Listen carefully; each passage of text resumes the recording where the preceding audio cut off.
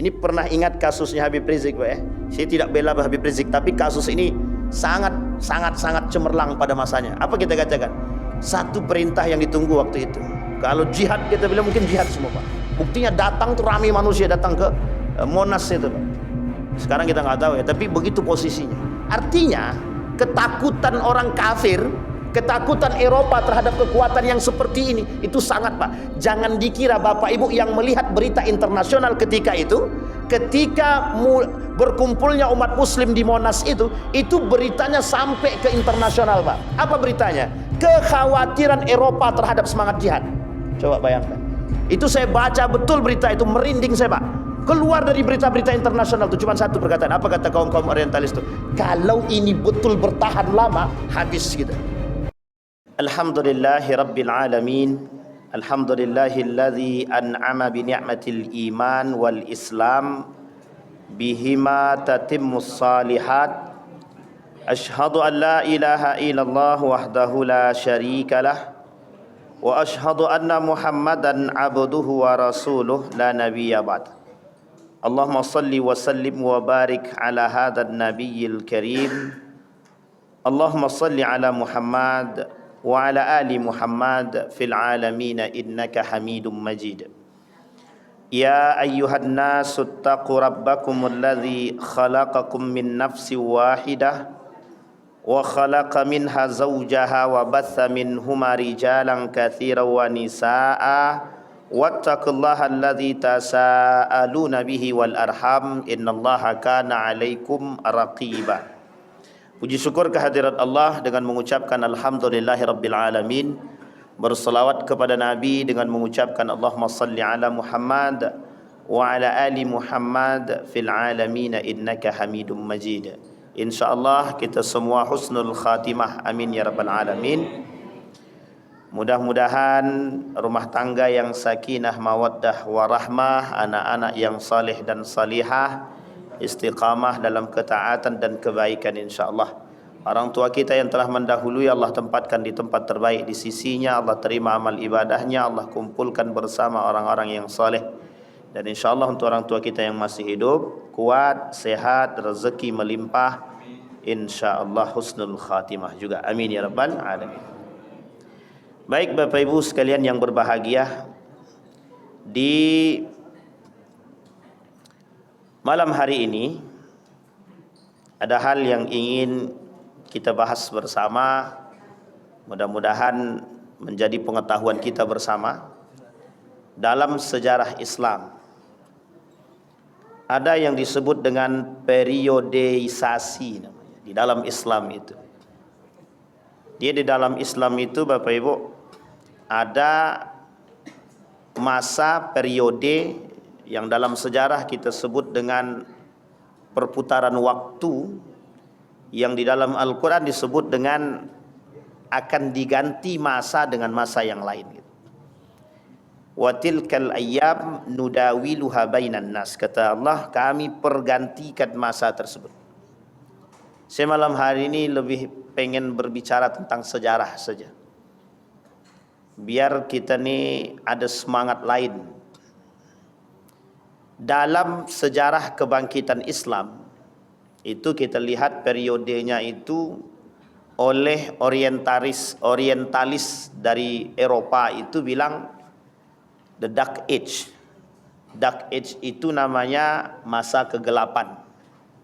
Masa gelap itu bagi kita masa terang, namanya Golden Age of Islam. Ada namanya Montgomery Ward, seorang orientalis, menuliskan begitu, kata dia the Golden Age of Islam. Ada masa-masa kejayaan Islam itu. Pada masa kejayaan Islam itu dianggap masa yang paling menguntungkan bagi umat Islam itu sendiri. Kita ambil masa tersebut, lebih tepatnya dari abad ke-7 sampai abad ke-10 cemerlang sangat.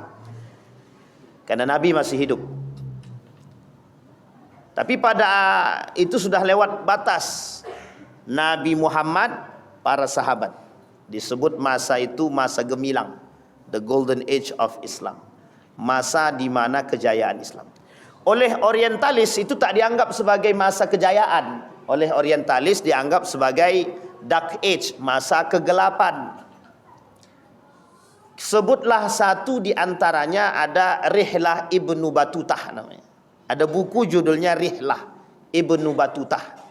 Ibnu Batutah ini yang membantah semua teori-teori barat yang berkaitan tentang sejarah Islam, yang ditutupi.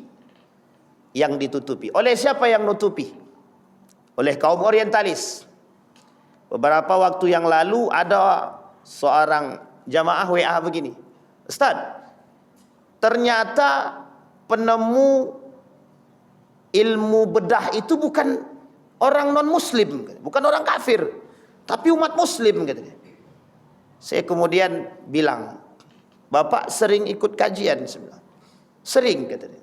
Terus saya bilang, tak pernah Bapak dapatkan orang yang mengkaji itu. Sebenarnya ada, tapi mungkin belum sampai gitu kan. Dalam hal tersebut saya pernah dikirimkan PDF Bapak Ibu, sekitar 5.000 lebih halamannya. Judulnya itu At-Tib. At-Tib itu karangan langsung daripada Ibnu Sina. Langsung dikarang oleh Ibnu Sina. Di rumah saya sekarang ada buku tebal setebalnya itu tentang persoalan pajak. Itu penemunya bukan orang kafir itu. Penemu teori pajak itu banyak sekali model pajak itu. Khusus umat muslim itu ada berapa macam pajak, dan orang kafir itu ada pajaknya. Ini pada masa Piagam Madinah itu. Satu piagam yang sangat terkenal di dunia. Pertama sekali, amandemen perdamaian, merujuk kepada semua hukum menurut agama masing-masing. Bayangkan dalam Piagam Madinah itu, siapa yang bersalah? Orang Yahudi salah, hukum pakai hukumnya Yahudi. Orang Nasrani salah, hukum pakai hukum Nasrani. Orang Islam salah, hukum pakai hukum hukum Islam. Tapi tidak dipakai hukum adat, itu tidak ada waktu itu. Meskipun mereka punya adat itu. Kuat sekali Madinah itu dengan adatnya pada masa itu, tapi tak dipakai itu. Nabi persatukan orang itu, Muhajirin, Ansor, Yahudi, Nasrani dijadiin satu. Nama piagamnya Piagam Madinah itu. Pajak itu ada judul bukunya namanya Al-Kharraj. Nama judul bukunya Al-Kharraj. Tebal sekali. Tebal banget itu. Itu kalau 3 kali Al-Quran ini kayaknya. 3 kali Al-Quran ini. Tebalnya itu.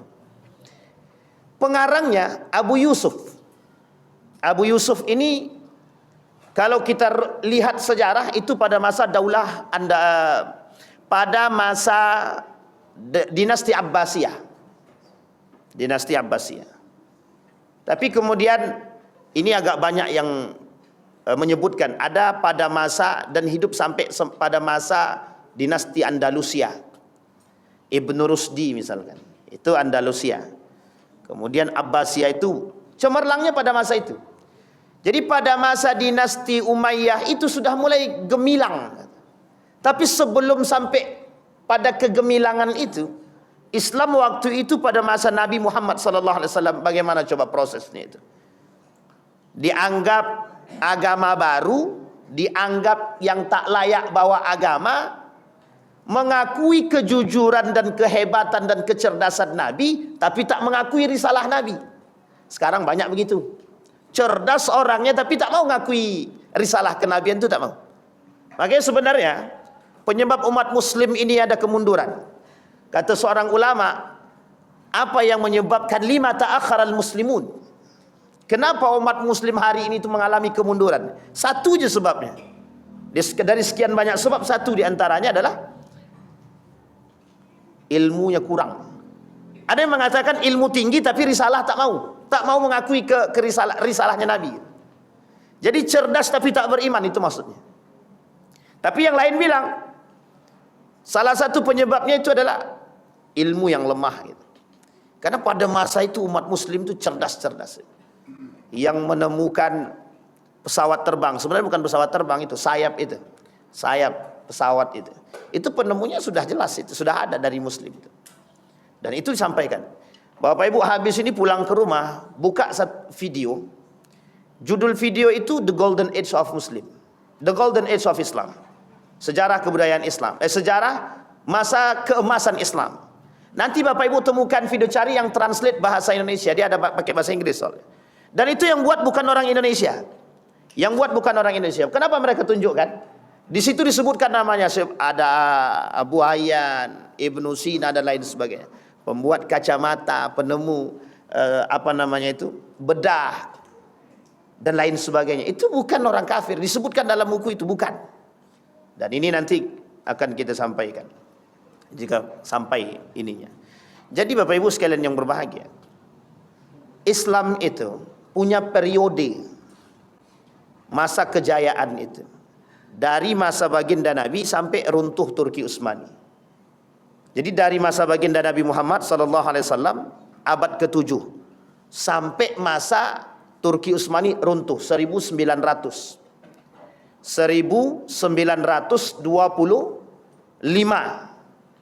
Sekarang dari masa baginda Nabi. Dari masa baginda Nabi berapa? Kita hitung dari Nabi pindah ke Madinah. Nabi pindah ke Madinah, tahun selanjutnya tahun kedua Nabi pindah, baru terhitung 1 Hijriah. Berarti dari tahun itu sampai tahun 1900. Ini Hijriah, ini Masehinya. Dari tahun kedua Hijriah sampai 1300 sekian. Tak berapa itu 1925 itu berapa Hijriahnya? Bapak Ibu hitunglah. Dan itu jauh sekali Pak, dari 700, nggak usah jauh-jauh, dari 700 sampai 1900, berapa abad kita berjaya? Dari sekian banyak masa kejayaan kita tersebut, kita mulai mengalami runtuh tersebut 1925. Tapi lebih tepatnya 1923 itu sudah mulai runtuh. Udah mulai runtuh semua itu. Udah tidak kita temukan orang yang cerdas, tidak kita temukan orang-orang yang betul-betul beriman. Justru yang banyak ditemukan itu orang-orang pengkhianat, kaum-kaum munafik, dan orang-orang yang pura-pura beriman. Nah, itu paling banyak ditemukan. Sehingga kata para ulama dalam periode tersebut, disampaikan pada masa yang gemilang itu, disampaikan oleh baginda Nabi Muhammad SAW, masa terbaik itu masa aku dan masa sahabat, kata Nabi. Jadi masa terbaik itu masanya baginda Nabi Muhammad SAW dan masa sahabat. Ini untuk periode ibadah. Kata Nabi masa paling baik itu masa Nabi sama masa sahabat. Kenapa? Nabi masih hidup. Ketika ikhtilaf, ini pernah terjadi. Yang ikhtilaf itu Umar bin Khattab sama Marwan. Ketika Umar bin Khattab itu ikhtilaf dengan Marwan, ini sebab turunnya Al-Quran dalam 7 huruf. Jadi gini Bapak Ibu, Al-Quran itu dalam hadis Nabi turun dalam 7 huruf. Berapa huruf? Huruf apa aja? Ada yang tahu Bapak Ibu? Al-Quran ini turun dalam 7 huruf kata Nabi. Wa anzalal Qur'an ala sab'ati ahruf. Kami turunkan Al-Quran dalam 7 huruf. Ini oleh para ahli ilmu Al-Quran dibahas. Yang dimaksud dengan 7 huruf itu bukan alif, ba, ta, tha, jim, bukan. Tapi apa namanya Bapak Ibu? Bukan ikra, tapi dialektika bahasa Arab pada masanya. Yang tertinggi dialektikanya disebut dengan Quraisy. Makanya diambil dari 7 dialektika bahasa Arab itu, seperkampungan Arab dengan kabilah-kabilah Arab tersebut diambil satu yang terbaik, namanya Quraisy. Sehingga bahasa Arabnya Quraisy itu paling baik, bahasa paling baik. Dalam Al-Quran itu bahasa Quraisy sama. Sampai ada yang meneliti tahun ini, bukan tahun ini, beberapa tahun ini ada yang meneliti. Apa penelitiannya? Keturunan Bani Quraisy di Saudi Arabia. Kata mereka hampir punah. Jadi kalau punah, berarti kiamat selesai. Kenapa kita katakan kiamat gitu? Karena posisinya baginda Nabi dari Quraisy. Kalau Nabi dari Quraisy, akan datang Imam Mahdi dan turun Imam Mahdi dari golonganku kata Nabi, keturunanku kata Nabi, berarti kira-kira keturunan Quraisy atau bukan? Keturunan Quraisy atau bukan? Kalau keturunan Quraisy kemudian dikatakan hampir punah, bisa jadi tanda kiamat semakin dekat. Ini dalam teori keturunan. Sehingga mohon maaf Bapak Ibu, itu di Saudi sekarang dilakukan penelitian tentang Quraisy tersebut. Bapak Ibu kalau ke Mekah, orang Mekah hari ini, orang Arab hari ini, Bapak Ibu dengarkan, bahasa Arab yang mereka pakai resmi apa tidak?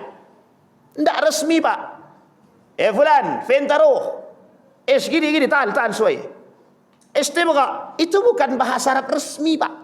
Itu bahasa pasaran. Sama kayak kita ngomong bahasa biasa.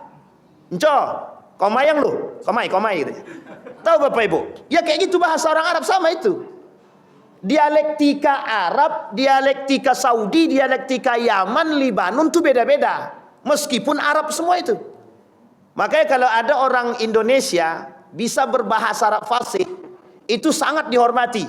Assalamualaikum. Waalaikumsalam. Ila aina tadhhab. Itu seolah-olah bagi mereka, wow, hari ini. Kenapa dianggap wow? Dianggap kita ini seorang muta'alim, pelajar terbaik. Karena mereka saking jarangnya mendengarkan dialektika bahasa Arab yang baik itu. Makanya Al-Quran sebut, diturunkan Al-Quran dalam 7 huruf. 7 huruf maksudnya 7 dialektika. Jadi suatu ketika, Umar bin Khattab salat di belakang seorang sahabat Nabi. Ketika salat, dibaca surat Ar-Rahman. Lah kok beda, kata Umar bin Khattab. Wah, ini udah nggak kusuk dalam salat nih, Umar bin Khattab udah nggak kusuk dalam salat ini. Kok beda nih, kata Umar bin Khattab. Selesai salat, diambilnya kera bajunya yang imam tadi, ditarik ya Pak. Ente sesat, kata dia. Digituin Pak. Ini Umar bin Khattab itu Pak. Bapak Ibu bisa bayangkan kan, gimana kalau tiba-tiba imam sesat, dianggap bacaannya langsung ditarik itu Pak, selesai sholat itu. Sini, kata Umar bin Khattab. Bayangkanlah, orang sekarang kan begitu tuh. Jadi kalau ini nggak sesuai ini dengan dialektika kita, ini kayaknya sesat nih, langsung disesat-sesatkannya. Ditarik Pak, dibawa ke baginda Nabi Muhammad SAW. Apa masalah, kata Nabi? Dia nih baca suratnya, surat Ar-Rahman nih beda nih, kata dia. Nggak sama dengan apa yang kau baca. Kata Nabi, akra'uka hakadha wa akra'uhu hakadha. Aku bacakan kepada engkau dengan model begini, aku bacakan dengan dia dengan model begini. Sehingga kata Umar bin Khattab, oh begitu. 7 dialektika. Maka di dalam Al-Quran, ini ada sejarah Pak. Sampai Utsman dapat fitnah tuh di situ. Di dalam Al-Quran kita sekarang, itu bahasa yang diambil bahasa Arab Quraisy. Ada beberapa ayat di dalam Al-Quran yang tidak familiar didengar oleh orang-orang Arab. Kita ambil contoh. Bahasa Arab pisang itu mauzun. Tapi dalam Al-Quran tidak mauzun disebut. Itu bahasa yang sangat familiar. Mauzun itu. Bapak Ibu belajarlah bahasa Arab. Apa artinya bahasa Arabnya pisang? Semua orang akan bilang mauzun. Tapi dalam Al-Quran tidak. Ada seorang anak mahasiswa Universitas Islam Sultan yang di sini Sultan Syarif Qasim meneliti tentang kalimat pisang dalam Al-Quran. Cuman 1 kalimat. Dan dia teliti mengapa kalimat itu menggunakan bahasa Arab selain daripada bahasa Arabnya Quraisy. Akhirnya tak selesai. Karena tidak banyak dokumen tentang hal tersebut. Tidak mau Pak. Ternyata masih ada kalimat. Tapi tak banyak. Kalimat-kalimat yang bukan dari Quraisy di dalam Al-Quran itu tak banyak. Tapi ada. Sehingga mohon maaf Bapak Ibu, satu bentuk kemujizatan Al-Quran itu yang harus Bapak Ibu akui, ketika Zaid bin Thabit dengan Ali bin Abi Thalib yang diminta oleh Utsman ibn Affan untuk merangkum, untuk menuliskan Al-Quran tersebut, itu butuh waktu yang sangat panjang dan keseriusan. Nah, jadi ini sini letak mukjizatnya. Jadi mukjizat itu tidak sembarangan. Kita ambil contoh. Ada namanya surat Al-Fatihah. Bapak Ibu hitung jumlah huruf alifnya saja. Bapak Ibu jumlahkan huruf alifnya, nanti kelipatannya 7 itu mesti. Dan itu oleh seorang doktor di Universitas di Yogyakarta, Universitas Islam Indonesia, ahli Al-Quran, ahli qiraat sab'ah. Itu beliau lakukan penelitian ilmiah tentang huruf alif saja. Butuh waktu 2 tahun. Huruf alif toh dalam surat Al-Fatihah saja. Coba bayangkan. Sehingga dikatakan mukjizat. Ada angka-angka tertentu dalam Al-Quran. Kenapa kok harus 7? Kenapa harus sekian? Dan tidak ada di situ angka sial 13. Yang dianggap sial kan? Tapi ada poinnya. Banyak Pak yang disebutkan dalam Al-Quran. Ini yang disebut dengan keilmiahan. Kata baginda Nabi, pada masa itu Umar bin Khattab saja sebagai orang yang sangat-sangat alim, itu masa itu terjadi pertikaian antara Umar dengan sahabat Nabi. Artinya periode ini, kata Nabi, periode terbaik gitu. secara keimanan. Memang keilmuannya merujuk kepada Nabi semua. Semua yang tak tahu tanya sama Nabi. Sehingga yang keluar dari lisan Nabi itu adalah semuanya wahyu. Wa ma yantiqu 'anil hawa in huwa illa wahyun yuha. Tak ada yang keluar dari lisan Nabi kecuali semuanya wahyu. Semuanya, Pak. Ditanya sama Khalid bin Walid, semua disampaikan sama Nabi dan diabadikan dalam bentuk hadis baginda Nabi Muhammad sallallahu alaihi wasallam. Periodenya dari Nabi sampai sahabat Nabi. Kata Nabi, itu periode terbaik. Masaku sampai sahabat. Tsumma yalina. Kemudian kata Nabi, setelah masaku, masanya sahabat. Setelah masa sahabat, ada masa yang lebih baik. Nama dia tabi'in. Tabi'in. Tabi'in ini hidup masa sahabat. Dia tak hidup sama-sama dengan Nabi. Dia hidup di masa sahabat. Dan dia hidup bertemu dengan para sahabat-sahabat Nabi. Dan sahabat-sahabat Nabi ini mereka belajar kepada sahabat-sahabat Nabi. Sekarang Bapak Ibu bayangkan, kita ambil saja sahabat Nabi ada 60. Anggaplah 60, dia banyak, ada 400 lebih sahabat Nabi itu. Kita anggap 60. Satu orang di antara para sahabat ini punya murid 60. Kira-kira ya. Ini satu periode baru. Berarti sahabat punya murid, berarti tabi'in. Tabi'in ini punya murid lagi 60. Berarti kalau satu sahabat 60 kali 60 berapa? Kita ambil ya, 60 kali 60. Sahabat itu hitung sendirilah. Kan begitu. Kalau saya suruh hitung agak panjang sedikit. Nanti masa tabi'in, setiap di antara mereka punya murid lagi. Sekarang pertanyaannya, mungkin tak masa tabi'in mengalami pemahaman ikhtilaf yang berbeda dengan sahabat Nabi? Mungkin atau tidak mungkin? Ada masa kemungkinan sangat itu. Tapi yang membuat jalurnya bertemu di mana? Hadis baginda Nabi Muhammad sallallahu alaihi wasallam. Yang membuat bedanya bukan hadisnya, Pak. Model pengamalannya, karena satu sahabat Nabi bisa melihat Nabi dengan berbeda dengan sahabat yang lain. Ini kalau Bapak tengok, inilah sebab munculnya fikih itu di situ. Sehingga tidak bertemu, Pak. Kalau Bapak paksakan hadis Nabi untuk kita tekankan dalam, pokoknya kita harus belajar hadis yang sahih. Harus, Pak. Nanti kalau kita bilang hadis sahihnya harus betul, kata hadis tadi bapak dan kata hadis Nabi, bapak dan ibuku masuk dalam neraka, katanya. Gimana? Berarti bapaknya Nabi masuk neraka, bapak dan ibu Nabi masuk neraka. Oleh Habib Rizik dikritik habis-habisan gitu. Sampai di sini paham ya Bapak Ibu. Ini persoalan. Tapi masa itu masih terbaik sampai pada masa tabi'in. Nah, ini akhir. Kata Nabi, sahabat, tabi'in. Setelah masa ini Bapak Ibu, ini masih dianggap masa yang baik, tapi perubahan dari sistemnya khilafah menjadi sistem monarki. Tapi masih dianggap terbaik karena jarak mereka dengan tabi'in tidak jauh. Dan para ulama-ulama banyak yang belajar dan datang ke situ. Sampai di sini bisa dipahami Bapak Ibu. Maka tepat pada 1925 runtuh Turki Utsmani, hilang semua ruh-ruh Islam itu. Nah, sekarang kita rujuk kepada kebangkitannya. Kita lihat apa yang membuat mereka bangkit. Apa yang menyebabkan kebangkitan Islam ketika itu ada. Ruh yang pertama kita lihat, Pak. Apa yang diajarkan oleh Nabi kepada para sahabat Nabi. Satu, bagaimana menekankan ketakwaan yang tinggi dalam diri mereka untuk memberantas cuman berhala, Pak. Kita mulai dari Makkah. Makkah yang diberantas oleh Nabi bukan masalah soal syariat. Masalah perbudakan tidak dibahas. Masalah riba tidak dibahas. Masalah wanita zinah tidak dibahas. Masalah khamar tidak dibahas. Tapi pertama kali yang dibahas oleh Nabi, hancurkan patung-patung itu.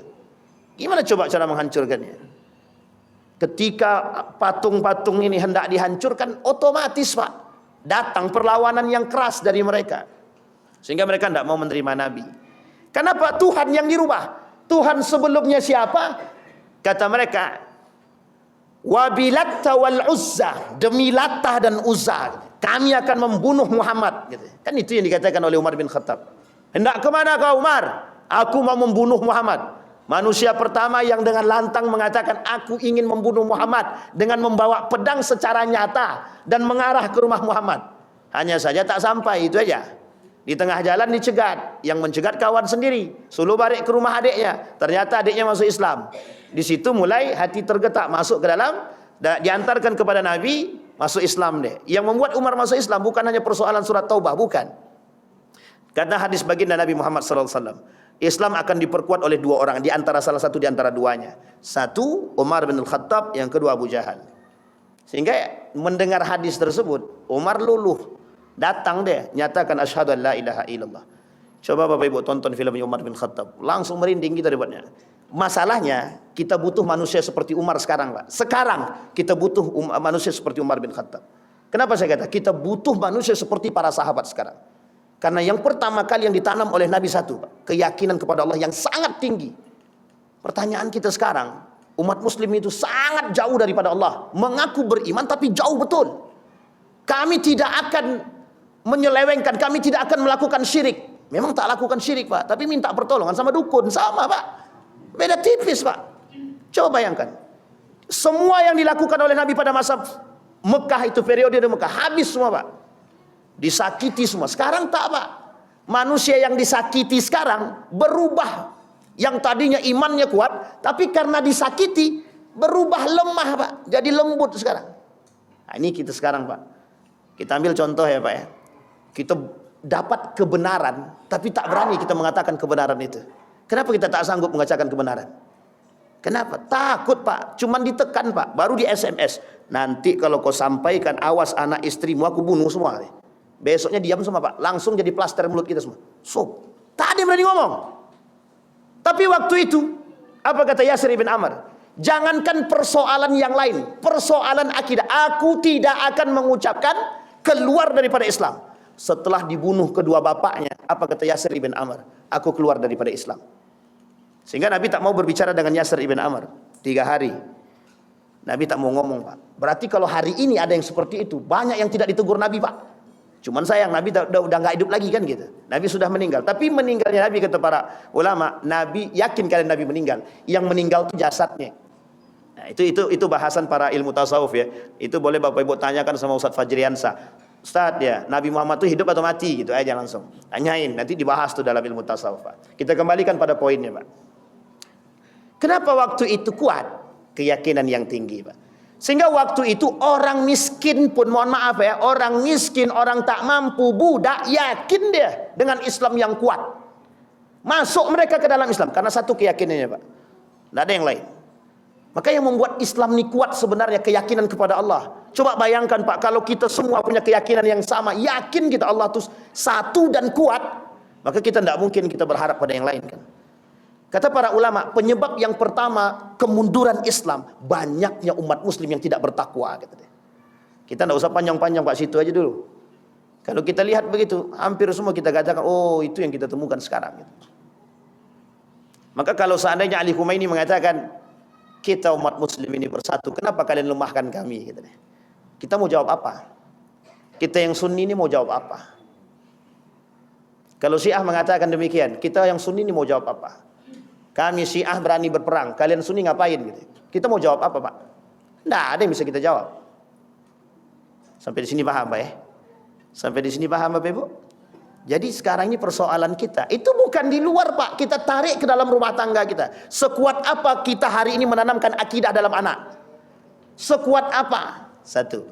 Yang kedua, ada penyebab kemunduran umat muslim. Selain daripada ketakwaan, hilangnya jihad. Kita lihat, Pak. Apa yang tertanam dalam diri para sahabat ketika itu? Cuman satu, Pak. Berperang atau mati syahid. Mundur tidak, kembali tidak. Berperang menang atau kalah mati syahid. Kalaupun mati dia, Pak. Sehingga dalam perang Badar, perang pertama itu, perang Badar itu, apa kata Nabi? Jangan ada yang mencela ahlul Badar. Wa innahum min ahlil jannah. Mereka semua dari ahli surga, kata Nabi. Mencaci maki orang dalam perang Badar, kita bilang dia munafik sekalipun ada, tidak boleh, Pak. Meskipun ada, tapi tak boleh. Kenapa? Mereka berani berperang, mau turun, Pak, untuk membela Islam. Sekarang pertanyaannya, kita ni tak mau membela Islam tuh, Pak. Mau, tapi ya begitulah. Mau kami, Ustaz, tapi kami tak punya tenaga. Itu bahasanya. Mau, Ustaz, tapi itu tapinya itu yang jadi masalah kita sekarang. Kita mengaku membela Islam, tapi mengungkapkan kebenaran pun kita tak berani. Hanya karena tekanan, hanya karena takut dimutasi dan lain sebagainya. Mohon maaf ini, jangan nanti tersinggung Bapak Ibu. Ustadz enak, Ustadz bebas. Ya karena bebas itu makin enak.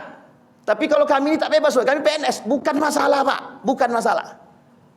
Kan dalam aturan PNS itu jelas tuh Pak. Mana yang boleh, mana yang harus dipecat dan tidak dipecat itu sudah jelas di situ Pak. Sejauh tidak melanggar aturan-aturan yang jelas. Pertanyaannya berbicara kebenaran apakah itu menjadi sebuah persoalan. Paling dimutasi Pak, dicabut tidak gitu. Dimutasi paling, dicabut tidak.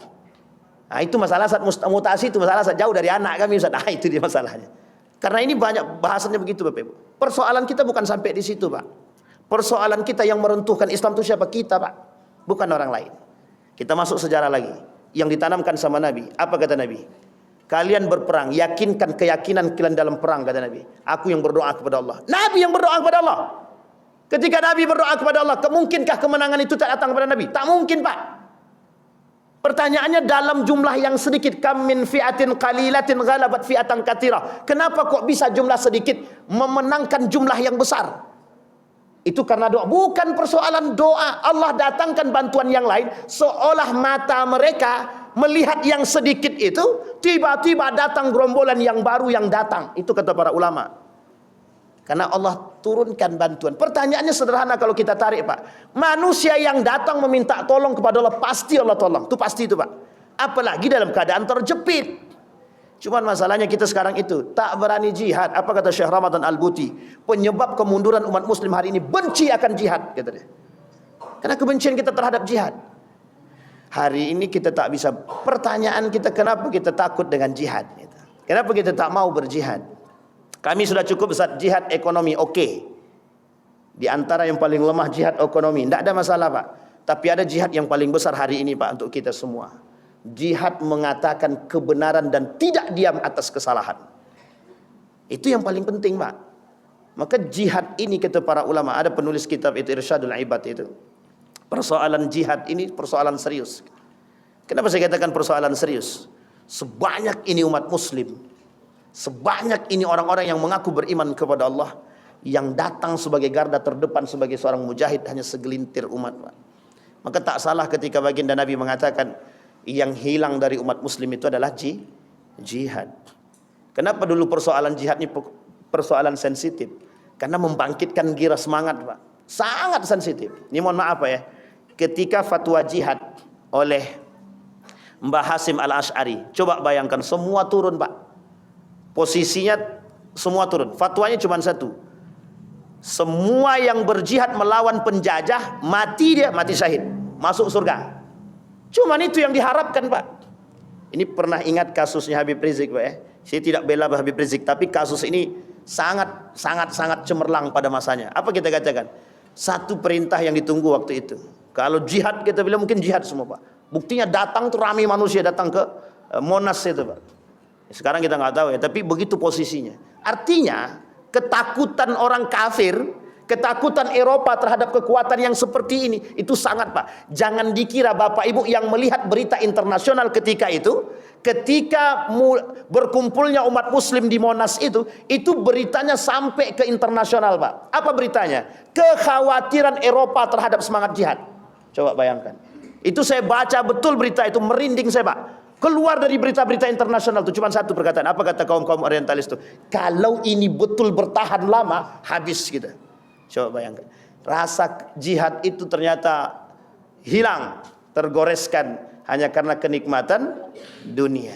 Cinta terhadap yusaku antada alaikumul umam. Kata Nabi, kelak umat muslim itu pecah dan lemah gitu. Penyebab lemahnya cuma satu saja, duit. Cinta terhadap dunia, hubbud dunia wa karahiyatul maut, ar-rahan. Cinta terhadap dunia dan benci akan kematian. Dan itu ternyata sedikit demi sedikit kita lihat. Ada orang-orang yang dulu semangat kali, pokok juang gitu. Dikasih jabatan di atas, hilang cerita Pak. Nah, Bapak Ibu pandailah menilai itu siapa orang ya kan. Masih mending dia munafik dari awal gitu kan. Tapi kok munafiknya setengah-setengah gitu. Di awal dia semangat bela Islam, tapi ternyata ketika dapat kursi, hilang cerita Pak. Tidak ada hilang lagi. Oh pokoknya Ustaz kami mau berjihad. Ini cerita nyata Bapak Ibu. Ada seorang pemuda. Pokoknya Ustaz saya masuk dalam lembaga ini. Pokoknya biar saya bisa merubah kemungkaran-kemungkaran. Saya sangat semangat mendengar kalimat itu Pak. Alhamdulillah ada orang-orang yang setahun kemudian apa kata dia? Tak sanggup saya Ustaz kata dia. Mundur aja lah kata dia.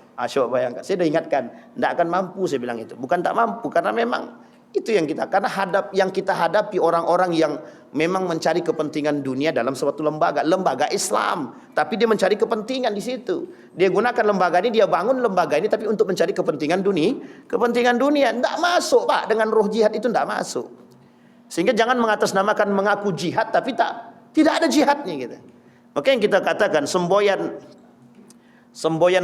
kita cinta terhadap agama, semangat terhadap agama, kita harus lihat siapa pelakunya Pak. Karena banyak yang mengatasnamakan semboyan-semboyan tersebut ternyata di belakang itu punya kepentingan. Kita lihat tuh berapa banyak orang-orang yang datang ke sana hanya untuk meminta gitu.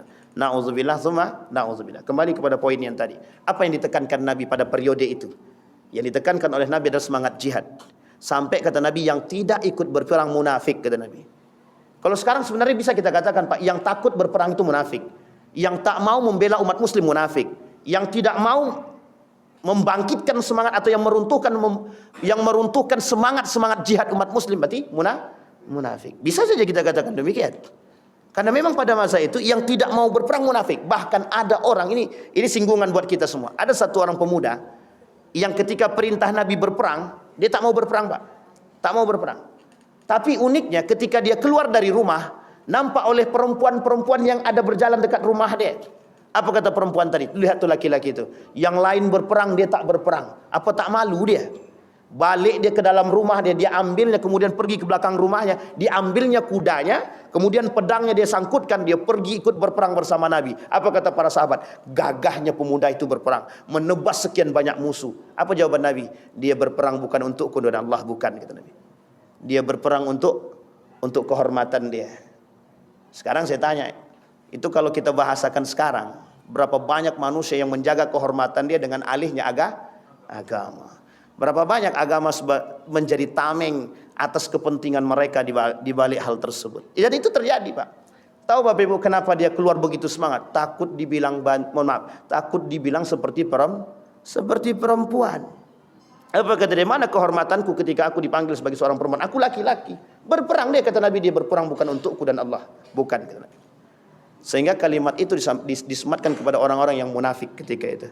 Ketakutan untuk berperang, tapi setelah ada yang mencela dan mencaci, dia semangat berperang. Kata Syekh Ramadan Al-Buti dan Syekh Mutawalli Sya'rawi yang hilang dari tubuh umat muslim hari ini itu. Bapak Ibu kalau lihat sekarang, ceramah para dai-dai internasional, ulama-ulama internasional hari ini, pembahasannya tidak jauh seputar jihad. Kenapa kita katakan pembahasannya tidak jauh dari seputar jihad? Karena ada kekhawatiran akan datangnya hari kiamat atau akhir zaman, sementara mereka tidak dalam keadaan yang betul-betul berjihad. Sampai sini paham Bapak Ibu? Kenapa banyak ulama internasional hari ini membahas tentang jihad? Karena ada kekhawatiran yang dia takutkan adalah nanti banyak umat muslim yang mati dalam ketakutan untuk berjihad. Kenapa demikian? Karena sudah masanya memang untuk berjihad. Kenapa semangat jihad itu harus ditumbuhkan lagi? Kelak jihadnya kita bersama orang-orang munafik, bersama kaum Yahudi, Nasrani. Bayangkan Pak, kita hari ini dicuci, diperangi dalam otak kita, diam saja. Dari dulu kita 1926, dicuci terus sampai hari ini, kita diam saja. Bahkan hampir setengah daripada umat muslim ini mengikut daripada perbuatan mereka. Coba bayangkan. Westernisasi, kebarat-baratan, semua Pak. Pakaian, kesehatan, pendidikan, semua masuk. Apa kata Dr. Adian Hussein? Liberalisme itu sudah masuk dalam kampus, kata dia. Jadi merubah pola pikir yang paling mudah itu memang enaknya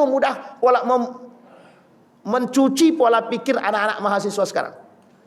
Coba bayangkan. Percaya atau tak percaya Bapak Ibu? Mahasiswa tidak hafal Al-Fatihah. Mahasiswa muslim tak hafal Al-Fatihah. Sekarang Bapak Ibu bayangkan kalau tak hafal Al-Fatihah itu PR siapa? PR siapa? Jangan bilang PR orang tua. Semua kita punya PR Pak. Pertanyaannya, pengajian di Pekanbaru ini membludak. Setiap maghrib ada kajian. Tapi masih banyak mahasiswa yang tidak bisa baca Quran. Pertanyaannya, apa dan siapa dan mengapa? Apa yang dilakukan oleh para dai-dai dan para ulama-ulama dan semua orang-orang yang mengikuti kajian?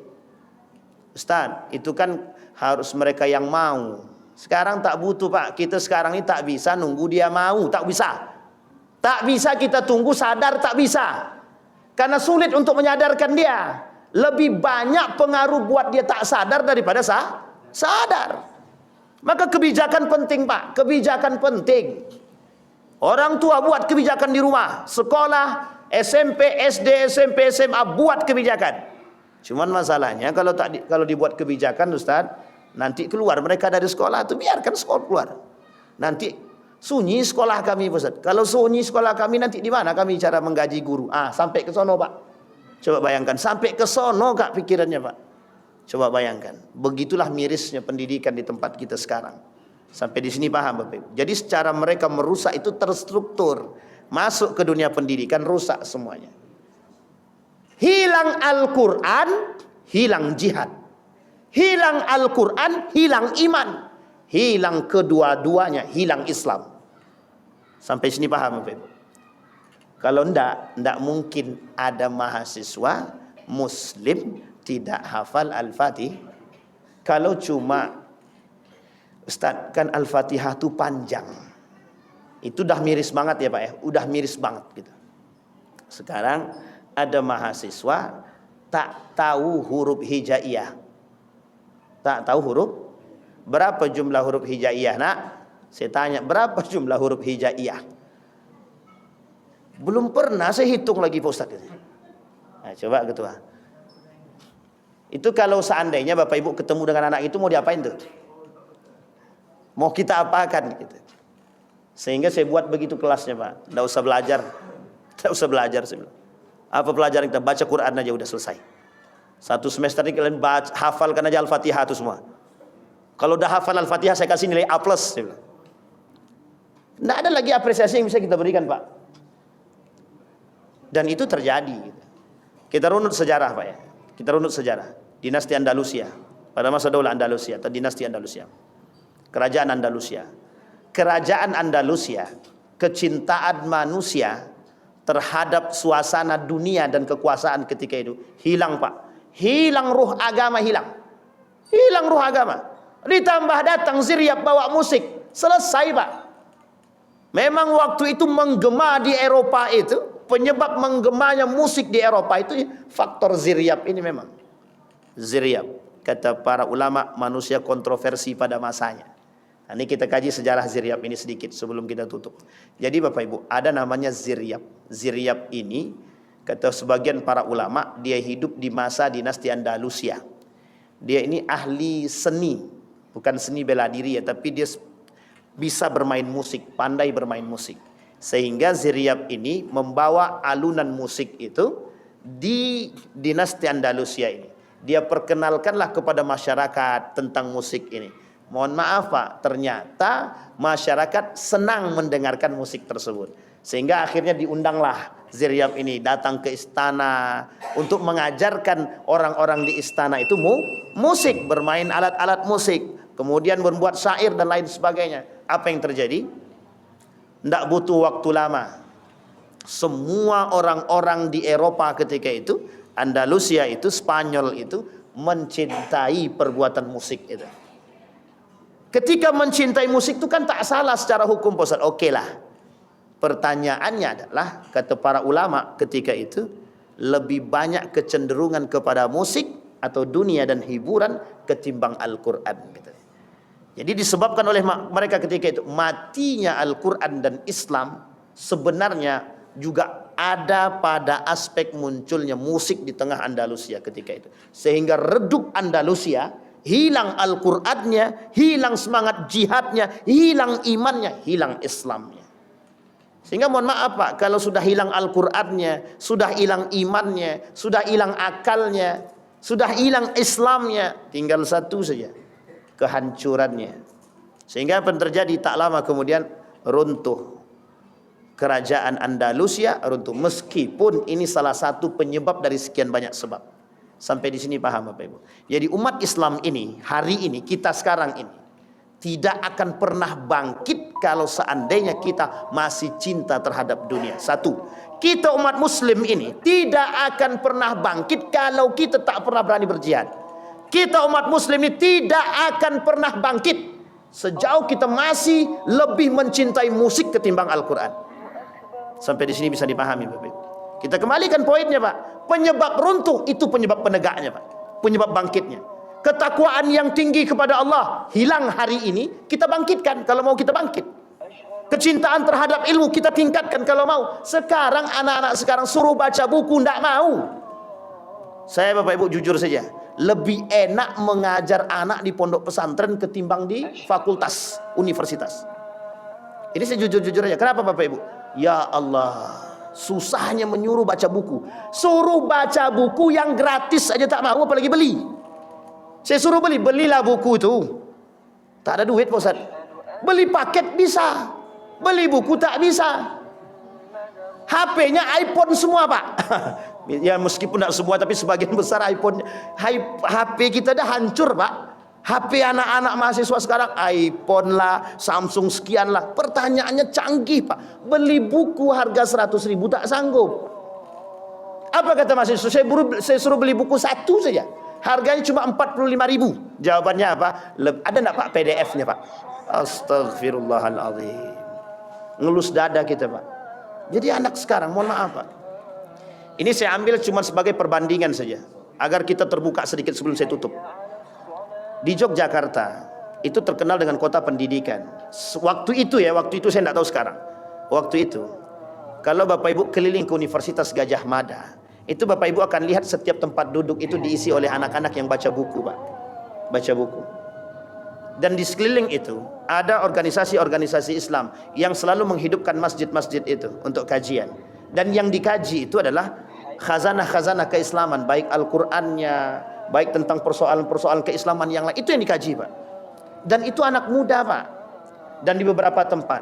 Sampai saya ke sini, mohon maaf Bapak Ibu, sampai saya ke sini, pindah saya ke sini, 1 tahun saya stres Pak. Saya waktu di Yogyakarta itu buat satu kelompok namanya Buknesia.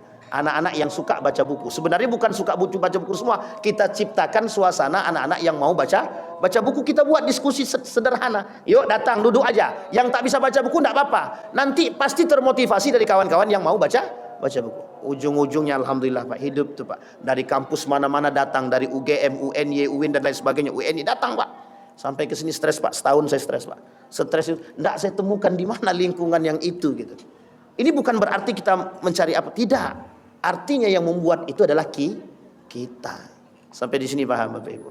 Jadi kenapa anak-anak kita sekarang malas membaca? Itu jawabannya ada pada tangan Bapak Ibu masing-masing. Kenapa anak-anak kita tidak mau baca? Bisa jadi orang tuanya juga nggak suka baca. Tapi anak Ustaz, kata dia, senang anak baca Ustaz. Baca apa? Baca status orang, kata dia. Sampai sini paham Bapak Ibu? Artinya Bapak Ibu, kita tutup dengan kalimat tersebut. Anak-anak sekarang lebih senang baca status ketimbang baca buku. Maka banyak-banyaklah buat status agama. Mudah-mudahan bisa sering dibaca. Saya kira itu saja Bapak Ibu sekalian yang berbahagia. Mari sama-sama kita pelan-pelan hidupkan khazanah keislaman. Mari sama-sama kita bangkitkan dengan yang pertama sekali, membangkitkan cinta terhadap Allah Subhanahu wa taala. Mudah-mudahan bermanfaat. Fa'tabiru ya ulil absar la'allakum tuflihun. Assalamualaikum warahmatullahi wabarakatuh.